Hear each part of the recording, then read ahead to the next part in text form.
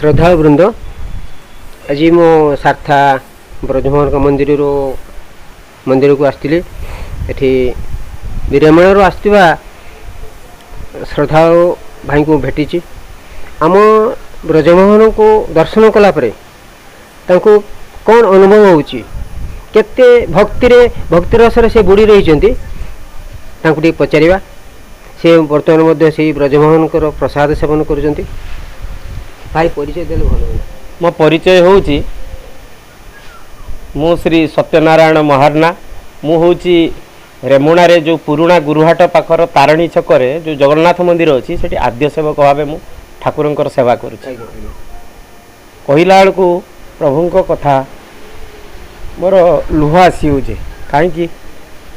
ना प्रत्येक जगह मुझे जाए प्रभु को खोजे आज कौन सी कारणवशत मु जड़े मोर बंधु घर को आसी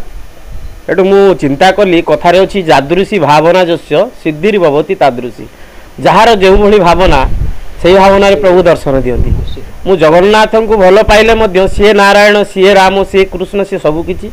सबू रूप से खाली आमर भावना नहीं कि सी आविर्भाव होती साहाय्य करी अनुसार आज मु खोजिली जे मु तो कौटी कौन एमती खाईपरि ना मत प्रभु आपण प्रसाद टी मिलनी आपण जगह कौटी कौन मिलनी यही भावना नहीं मु घर जो फेरुची आसिक मोर बंधु घरे पहुँची यहीपटे टी मोर पाद केजाणी कहीं टाणी आनले मोर स्त्री मत डाकिले धर्मपत्नी कि टी आस टी भल मंदिर अच्छी देखीज आसिक पहुँचली महाप्रभु श्री श्री ब्रज आगुरी कौन जान नी कि साक्षात ब्रजमोहन अच्छा केबे मु आगुरी जानी नहीं एठी मंदिर अच्छी बोली मते बहुत लोग कहले आपन को लंगलेश्वर जीवापाई पड़ो मुझे प्रभु एत दूर जी ठीक अच्छे जदि आपण पाखु जीवापाई पड़े जीवी किंतु मु आसिक देखे जे पाखरे मोर धर्मपत्नी डाकिले देखिली श्री श्री ब्रजमोहन महाप्रभु एठी विराजित अच्छा बहुत खुशी लगिला बहुत समय पाखरे बसिली टी भजन कीर्तन कली आउ नना को कहली जे सेवक अच्छा नना टी प्रसाद मिल कि कहले हाँ निश्चित कहीं नुह तो प्रभु कहा माध्यम कृपा करी मो मनर कथा से जानी एवं आज मुझे महाप्रसाद को पाई जो प्रकार मु आनंदित होती मु परिप्रकाश करने संभव नहीं तेणु अनुभूति होती ब्रजमोहन से मत अनुभूति कृष्ण आपण प्रसाद आगुरी थोक रखी आगुरी आप आसी से प्रसाद सेवन हाँ आज दिन मो पाई प्रभु यही रखी तमें आसब एठी मो प्रसाद सेवन करी आनंद उल्लास जीव किसी तुम व्यस्त हवार किसी ना भक्त पाई भगवान बहुत साहाय्य करते तेणु अनुभूति मु कौन कहि निजे मु तार प्रमाण ये ब्रजमोहन साक्षात मत दर्शन देले मुझे भजन कीर्तन कली मत दिटा खाइबापी प्रसाद भी मिलला बास मोर क्षीरचोर गोपीनाथ को देखी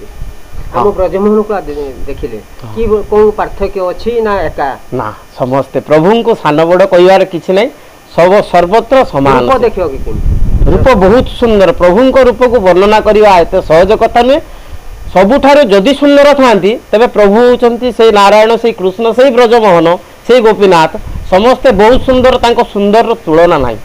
तुलना बा परिप्रकाश करने संभव नुह आम पक्षे आमे कौन मनुष्य कौन बा आमर ज्ञान अच्छी किंतु सौंदर्य को कहीं परिप्रकाश कर बहुत सुंदर बहुत उपरे जोठी आमर जितेबाला दंडकारण्य ऋषि माने तपस्या करुले जागयज्ञ करुले रामचंद्र जितेबाला गले कहले आहा हा हा कि सुंदर बिहरु बिहरु दंडकारण्य वृंद वृंद ऋषि देखी सुपण्य बदन श्याम कहीं थिला बोरिला ए बामा कि तप कला सीतामाता को कहते ए बामा तुम कि तप कल यही सुंदर स्वामी को तुम पाइच ठीक से ही भाया से ब्रजमोहन एत सुंदर ये समस्त सारा संसार समस्ते नारी केवल सी ही परम पुरुष आउ कहीं ना बस शुणिले तो भाई श्रीमुखर